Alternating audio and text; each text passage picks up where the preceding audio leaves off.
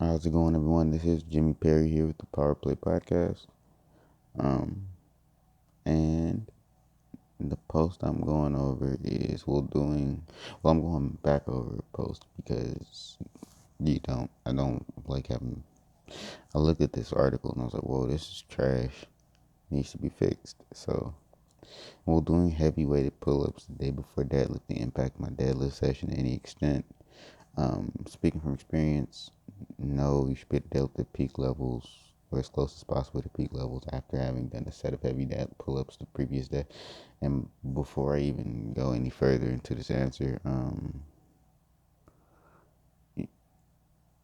talking about for an intermediate lifter. I'm not talking about it for a beginner because you're doing heavy weighted pull-ups. That is your back exercise. Like you're not going to be able to do much because you're a beginner. But if you're intermediate, you're used to exercise. Your body's used to exercise. You shouldn't feel you need to something like pull-ups.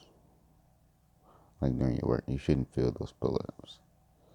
I mean, you should, but you shouldn't like be affected by them in your regular exercises. So, and the reason I'm answering this from experience is because I spent a period of like 3 months doing pull-ups like 6 days out of the week on top of the regular work I ended up doing during my training sessions, which are about 4 times a week for the gym, and I want to say 4 times for the other gym because I was going to the boxing gym too, and that was another 4 times out of the week. So, and the pull-ups I didn't really affect my, like I would do, even though I scheduled my pull-ups for like the end of my workout. So I would do deadlifts, hack squats, whatever, and then so I couldn't really say it affected my deadlift at all.